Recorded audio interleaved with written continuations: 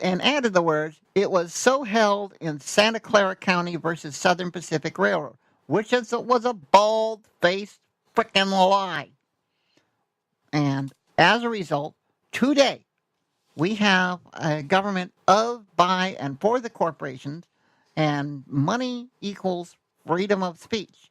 And if a company wants to fire you for worshiping the wrong invisible man in the sky, then, well, they can do it because they have more rights than you do. Well, this means that, you know, we have a really messed up system. You know as well as I do, that the Citizens United case was about as screwed up as you can get. And but that was pushed forward. I mean, the people who paid for it were Charles and Davis Koch. They paid for the lawyers and all that crap. And but they did do an interesting thing. They did a survey to find out just where they were at in terms of getting people to pretty much bend over and take it up the ass. Now, what they found out was, in this survey, that about 86% of Americans like the idea of a $15 an hour minimum wage. They also like free college and universal health care. That's 86%. Well, that's not good for the Koch brothers because, well, you have to pay for that stuff. And the Koch brothers are scared to death that the money, that the government will come and personally charge them for every nickel. Well, I'm sorry. No, that's not how it works.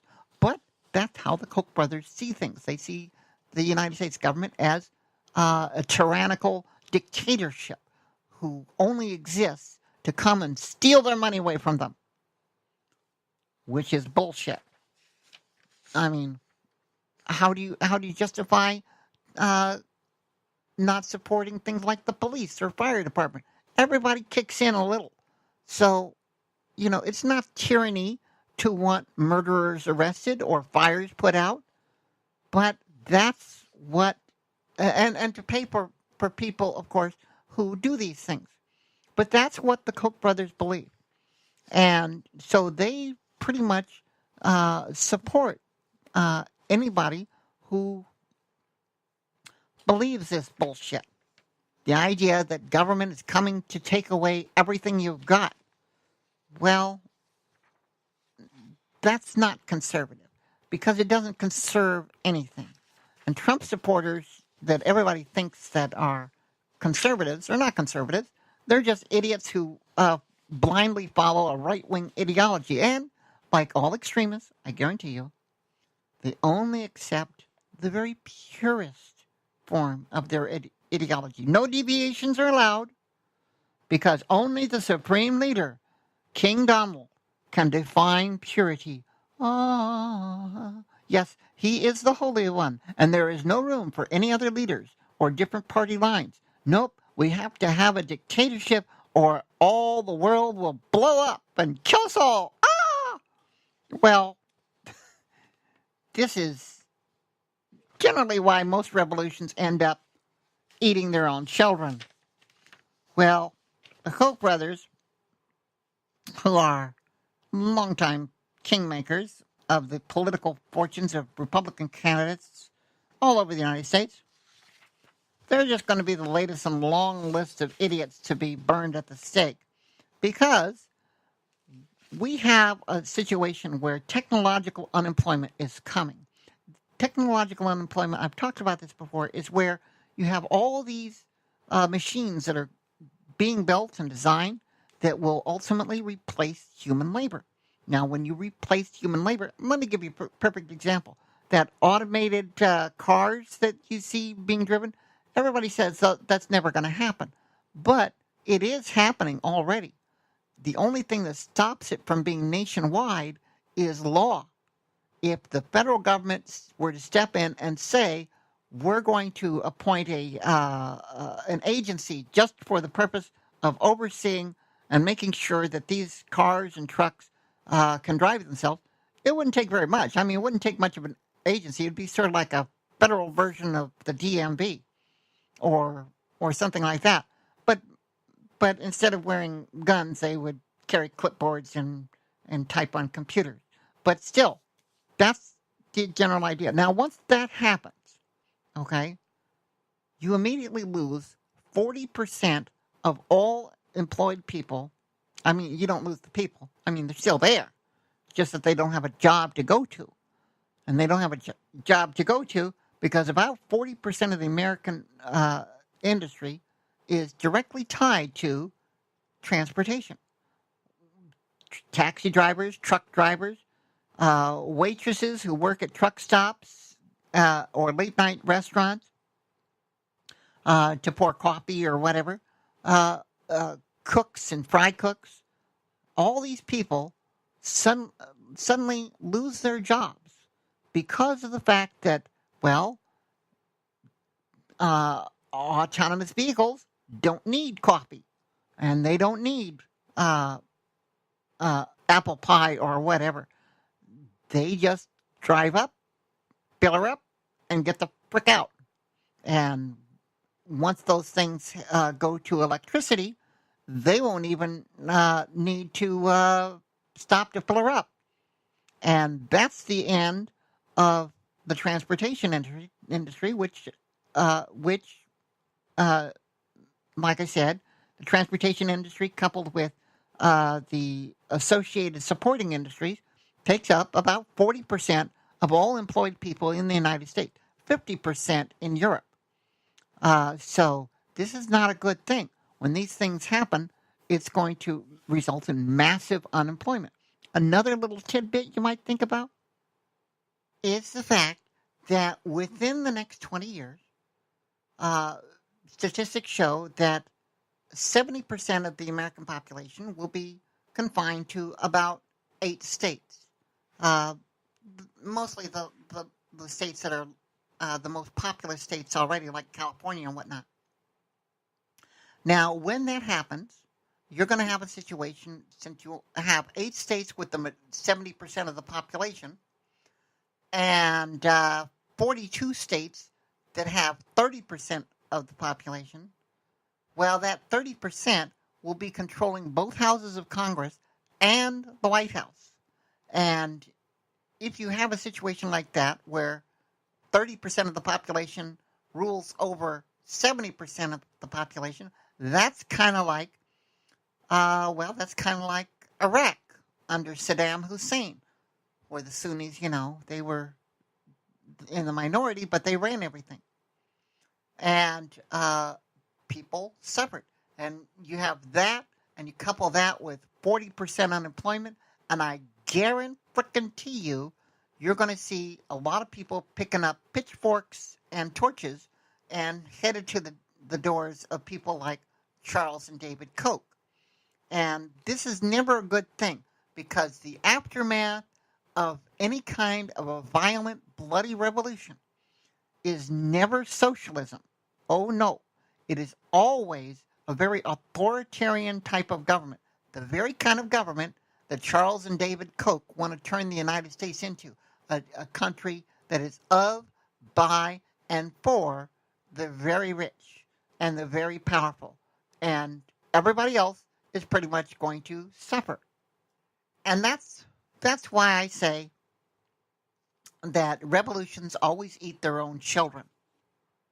Nobody ever wins when it comes time to deciding who should live or who should die in a country where most people are starving.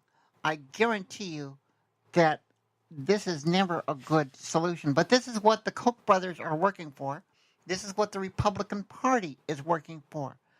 They don't care about whether you live or die. They don't care about your children, your grandchildren, or your great-great-grandchildren, or even if you have any. They believe in sowing doubt in the validity of all science because these guys own a lot of coal. They run Georgia Pacific with an iron fist. Now, the problem with having all your money into coal is this. Coal is a resource like any other fossil fuel. In order to make money off of it, you have to burn it. And once technology like solar power, wind power, wave energy, once these technologies actually become real, which they are, then all of a sudden they become a threat to your income because, well, it's competition. Competition that you cannot possibly compete with because, let's face it, how are you going to compete if you have to pay for coal or oil or whatever to be dug out of the ground when all they have to do is set up some panels and wait for the sun to come out?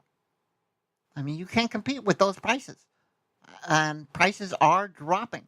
The more technology gets to the point of making these prices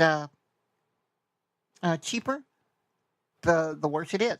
So as a result, they were very, very happy when Donald Trump jumped up and said that he was going to have tariffs against China because those tariffs included the solar panels that were needed to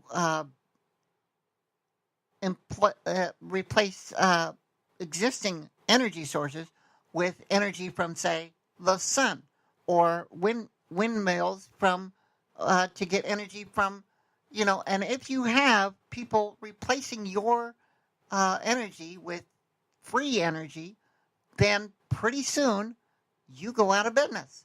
And if you don't have any money, then you can't buy off politicians. And if you can't buy off politicians and manipulate laws and elections, then by God, all of a sudden you are broke and you don't have any power. And this is enough to scare the shit out of all these billionaires. And the upshot of this is that we wind up getting a president who shouts fake news at anybody who even suggests that he is a liar, or that climate change is real, or that solar energy matters. It's better to throw millions of people out of work, they reason, than to risk a handful of people not being billionaires. And that is a little bit out of whack.